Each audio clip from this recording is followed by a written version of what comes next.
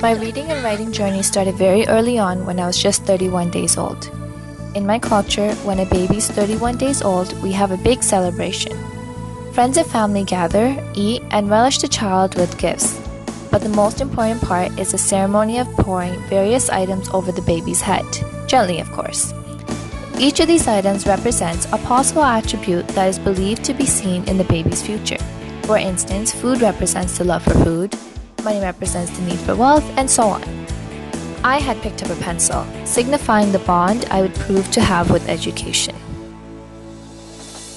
As I was growing up, my mom would constantly tell me stories about how I would pick up her accounting books, scribble all over it, and proudly show it to her as though I had written something so intelligent. I was always walking around with a pen or a book in my hand. My sister would be playing with their dolls, and I would be scribbling somewhere with my pen or sitting in a corner with the book spread out across my lap. This paid off because at the age of 3, I already knew how to write the alphabet and my name. Soon my scribbling was replaced with the love for reading. My favorite book was Are You My Mother by Dr. Seuss. I would often demand my mother to read this book to me until I knew the story by heart. Eventually, I gained the skills to be able to read on my own. I no longer needed to bother my mom to do it for me. Instead, I turned my attention to my dad, who I'm constantly bothered for a library card. In grade 2, I finally got my first library card. I was so proud of it and went crazy picking up every book of interest in my path. My dad assured me that the books would still be here at the library and to just take 3. I had finished the books long before our next visit. Thus far, I have read several books. A few books really stand out to me. When I was in grade 4, Harry Potter was beginning to become very popular, and I wanted to read it too.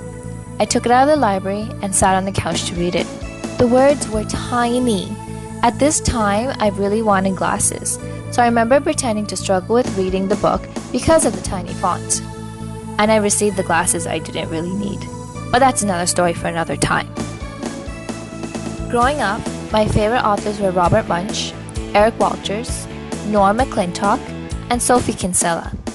I would often read their books and even create a script which I would then enact with my sister and cousins. It was a lot of fun and always filled with laughter as we watched each other mess up in their script or acting. But what I realized is that I love to write as much as I love to read. The author whose books really had an impact on me was Lorleen McDaniel. Her books revolved around emotions, specifically of individuals affected by cancer and the emotional toll it had on their loved ones. Although I had always wanted to work in the medical field, her books pushed me to develop the desire to help these individuals by becoming an oncologist. I held on to this dream until my second year of university, when I realized that the dream of attending medical school probably wasn't going to become a reality. The dream changed into nursing. At least this way, I could still help people in need. Now I must say that although working in the medical field was a dream, I was horrible at going to the doctors myself. All through university, I had not gone to the doctors for any reason. But one day I had gotten very sick in my final year of university and was forced to visit my family doctor, who required that I complete a blood test. I sat in the chair, watching the lab tech prepare the needle, and the next thing I knew, I woke up with my mom holding my hand. I had fainted. It was this event that led to the realization that nursing would also remain a dream for me. The time after graduation was quite depressing. I wasn't getting hired anywhere, even Tim Hortons didn't want me. One day, I received a call from YRDSB offering me a temporary job as administrative assistant, which eventually became a permanent position. This school, the Uplands Learning Center, focused on English as a second language for adults.